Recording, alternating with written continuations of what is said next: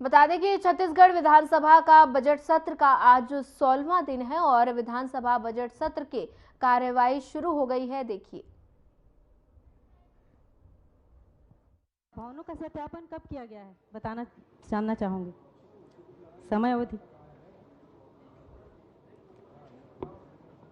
माननीय अध्यक्ष महोदय जी, क्या पूछ रही हैं?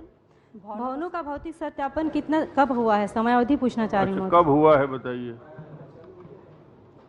भवनों का भौतिक सत्यापन सतत होते रहता है माननीय अध्यक्ष महोदय जी। पिछली बार कब हुआ है? पिछली बार कब हुआ है? क्या है ये सतत चलने वाली प्रक्रिया है माननीय अध्यक्ष महोदय जी।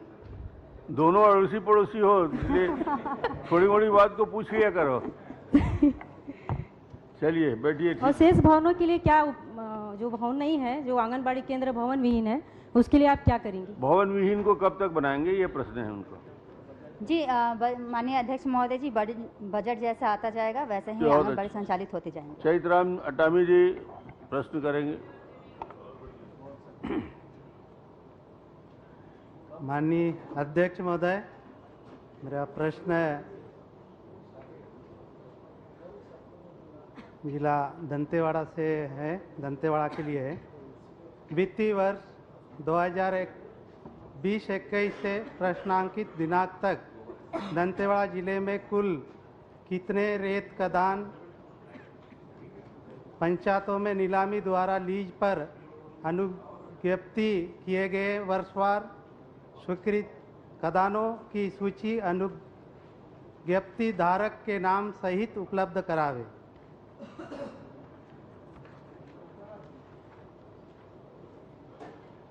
प्रश्नांक के पंचायतों को अनुज्ञप्ति रेत खदानों से कुल कितनी राशि रॉयल्टी के रूप में प्राप्त हुई? वर्षवार रेत खदानवार अनुज्ञप्ति धारक पंचायत के नाम सहित जानकारी उपलब्ध करावे। चलिए मंत्री जी। माननीय अध्यक्ष महोदय, माननीय सदस्य ने डीएमएफ संबंधी प्रश्न पूछा है माननीय अध्यक्ष महोदय, और चूंकि रेत जो है माइनर मिनरल में आता है और इनका प्रश्न हो जाए और इनको अगर कोई उसकी जो जानकारी है उसकी सूची हम उपलब्ध करा देंगे अलग से। चलिए आपको उपलब्ध करा देंगे। और प्रश्न करिए। प्राप्त रॉयल्टी राशि से कितनी कितनी राशि संबंधित पंचायतों, जनपद पंचायतों को प्रदान की जानी थी और कितनी कितनी राशि प्रदान की गई? पंचायत जनपदवार वर्षवार जानकारी उपलब्ध करावे। माननीय अध्यक्ष महोदय, ये रेत जो है डीएमएफ का मैंने शुरू में बताया कि ये उससे संबंधित नहीं है। डीएमएफ जो मेजर मिनरल्स हैं, जो इनके रॉयल्टी केंद्र और राज्य को जाते हैं, वो पुनः वापस आते हैं। जो राज्यों जिलों में आते हैं, जिलों में खर्च करना है। रेत गौड़ खनिज ये माइनर मिनरल है, मेजर मिनरल नहीं है। डीएमएफ का पैसा इसमें जमा नहीं होता, इसलिए इसमें उस प्रकार का कोई काम की जो जानकारी चाह रहे हैं वो नहीं दिया जा सकता। पंचायतों, जनपद पंचायतों को प्राप्त रॉयल्टी कितना कितना हिस्सा प्रदान किए गए जाने का प्रावधान है? प्रश्नांगा के पंचायतों, जनपद पंचायतों को क्या उनके प्रावधानिक हिस्से की राशि प्रदान की गई? इसमें डीएमएफ नहीं मिलता। यदि नहीं तो क्यों? इस हेतु कौन अधिकारी जिम्मेदार है तथा उस पर क्या कार्यवाही की गई? रेत में डीएमएफ की राशि नहीं मिलती। माननीय अध्यक्ष मंत्री जी ने बताया डीएमएफ से है। संबंधित प्रश्न ही नहीं है।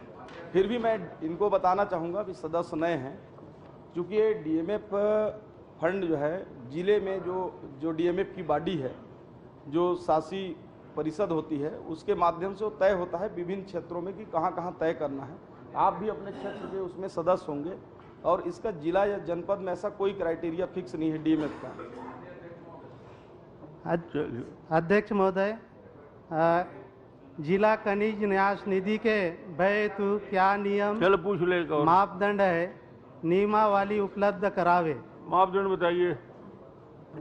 ये नियमावली बोल रहे हैं माननीय अध्यक्ष महोदय, ये बहुत लंबा चौड़ा है, इनको मैं उपलब्ध करा दूंगा। पूरी नियमावली कॉपी उनको उपलब्ध कराइए। वित्तीय वर्ष 2021-22 से प्रश्नांकित दिनांक तक जिला दक्षिण बस्तर दंतेवाड़ा को जिला खनिज न्यास निधि मद से कितनी कितनी राशि प्राप्त हुई तथा उससे किस किस मद में कितना कितना व्यय किया गया है, वर्षवार मदवार जानकारी उपलब्ध जिला कराएं। खनिज न्यास पूछ रहे हैं, रेत का नहीं पूछ रहे हैं।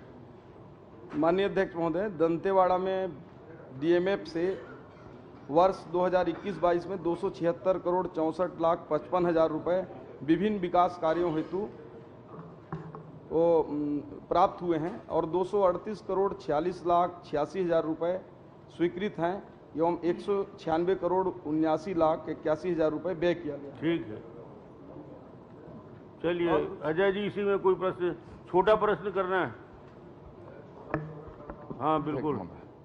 माननीय मंत्री जी, मैं आपसे जानना चाहूँगा कि खनिज विकास निधि में आपने अभी नियम में बताया कि फिलहाल इस बुलेटिन में इतना ही। ज्यादा खबरों के लिए बने रहिए हमारे साथ। नमस्कार।